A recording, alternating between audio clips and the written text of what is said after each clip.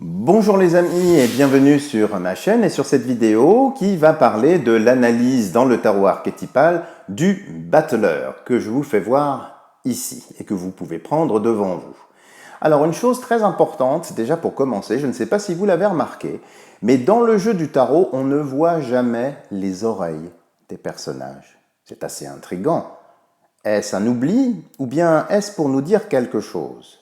Alors bien sûr, ceux qui ont une sagacité très marquée vont me dire « mais c'est pas vrai Pascal, il y a une lame où on voit des oreilles ».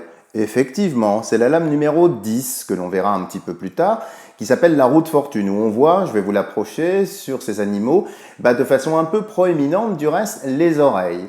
Mais s'il n'y a pas d'oreilles, c'est peut-être parce que c'est un jeu à entendre. Un peu comme le jeu de loi.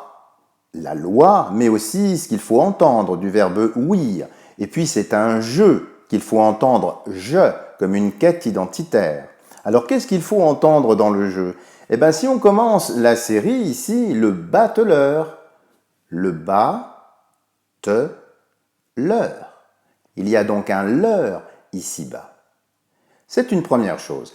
On voit donc ce personnage ici qui a sur la table tout un tas d'objets. D'où proviennent ces objets? Eh bien ils étaient dans la besace du mat. Là, on voit bien qu'il arrête son avancée, il se pose sur cette table, il vide en quelque sorte tout ce qu'il avait dans sa besace. Donc c'est déjà la première chose, c'est tous les potentiels qui sont à l'intérieur de nous et qui sont posés comme ça, un petit peu en vrac sur la table.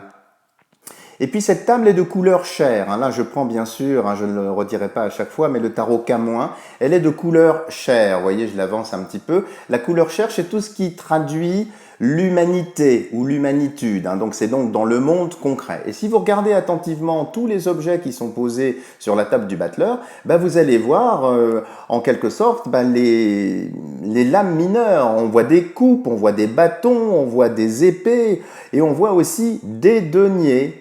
Donc il y a pas mal de choses. Alors on voit aussi, si vous regardez bien, je vais essayer de vous l'avancer ici, j'ai un faux reflet, voilà, des dés.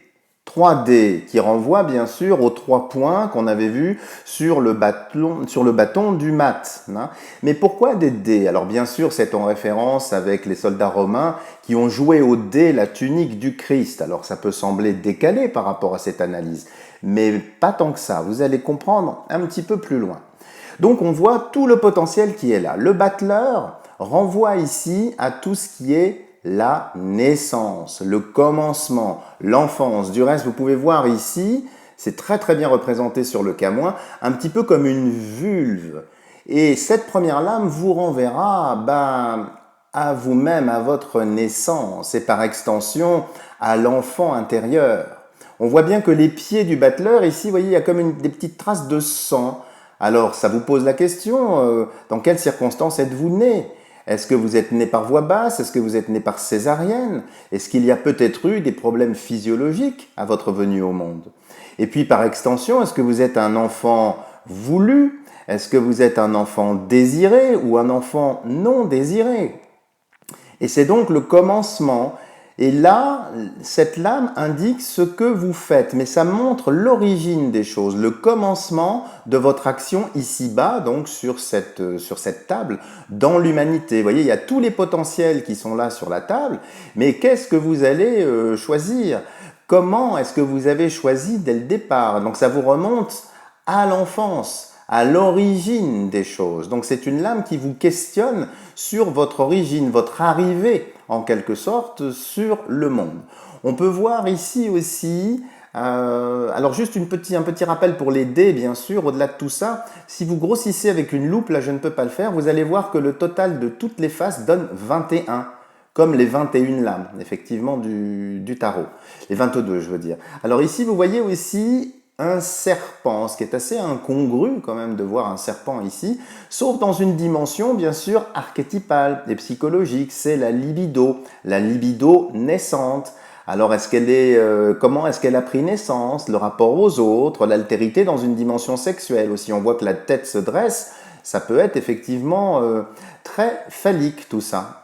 Et puis, si vous regardez aussi attentivement le regard du battleur, on dirait qu'il ne s'intéresse pas vraiment à ce qu'il fait, comme s'il regardait la lame qui va venir après, qui s'appelle la papesse, comme s'il n'était pas vraiment concentré sur ce qu'il fait.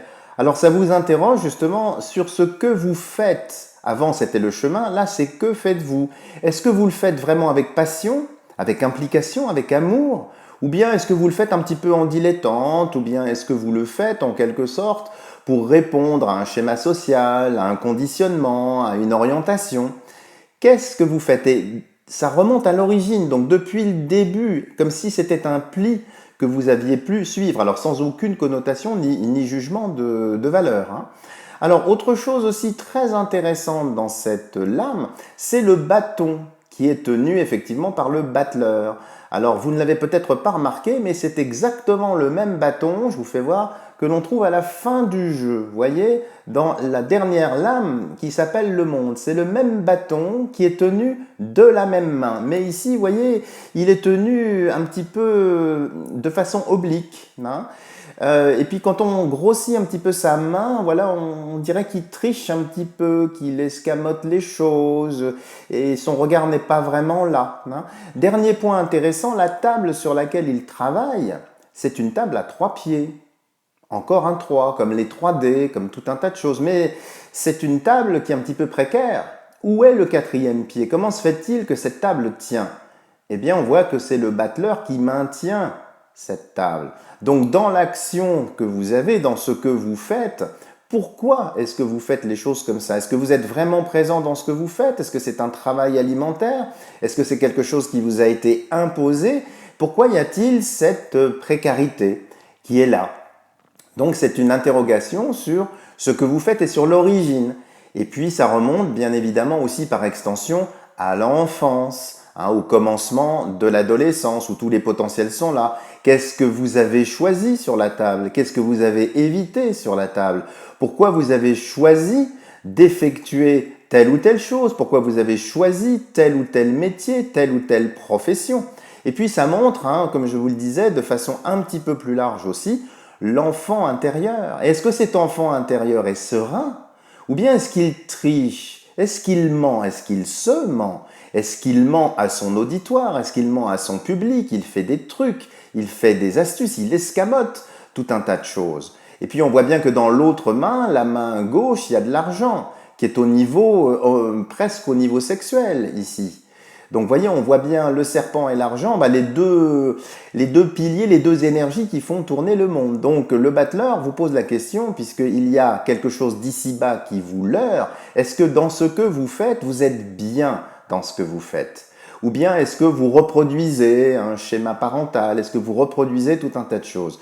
Que faites-vous? Voilà ce que vous pose le battleur. Et surtout, depuis l'origine, quand vous remontez depuis l'origine, pourquoi vous avez choisi de faire telle ou telle profession? Pourquoi vous avez choisi de vous intéresser à telle ou telle chose? Parce que vous voyez, sur la table, il y a encore tout un tas d'autres choses. Donc là, c'est un questionnement sur ce que vous faites.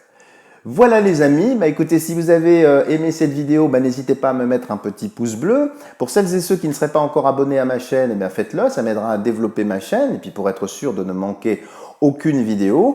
Bien évidemment, n'hésitez pas à interagir avec moi, vous dire un petit peu vos ressentis, le retour que vous avez. Et puis bien sûr, comme vous le savez, je donne des formations, donc n'hésitez pas, si vous êtes intéressé, à aller sur mon site internet que vous voyez à l'écran, je ne sais plus de quel côté c'est du reste. Et puis pour celles et ceux qui voudraient avoir quelque chose d'un petit peu plus profond aussi, je vous renvoie vers mon livre que vous trouverez, alors je l'ai mis sur la page de la chaîne, que vous trouverez sur KDP, Kindle Direct Publishing. Donc c'est un livre en téléchargement qui s'appelle Sur le fil d'Arcane, où il y a notamment les dimensions dont je ne parlerai pas en vidéo parce que ce serait vraiment trop long et puis peut-être un peu abscon pour certaines et certains d'entre vous. C'est la dimension alchimique, parce que bien sûr on ne peut pas segmenter les choses, tout s'interpénètre, hein, comme je vous le disais, il y a différents degrés de lecture. Donc n'hésitez pas à aller voir mon livre, à le télécharger, vous allez apprendre effectivement plein de choses. Voilà les amis pour le battleur, donc qui vous questionne sur l'origine de votre vie, votre naissance, votre enfance, est-ce qu'il y a eu des traumas, est-ce qu'il n'y en a pas eu, et puis pourquoi vous faites ce que vous faites aujourd'hui. Quelle est la racine qui explique en quelque sorte ce que vous êtes en train de faire? Quelle sève circule également à l'intérieur de vous? Est-ce que c'est votre pleine volonté ou bien est-ce que c'est quelque chose qui a été un petit peu conditionné? Voilà les amis, c'est tout pour le battleur. Écoutez, je vous remercie et je vous dis à bientôt pour une nouvelle vidéo.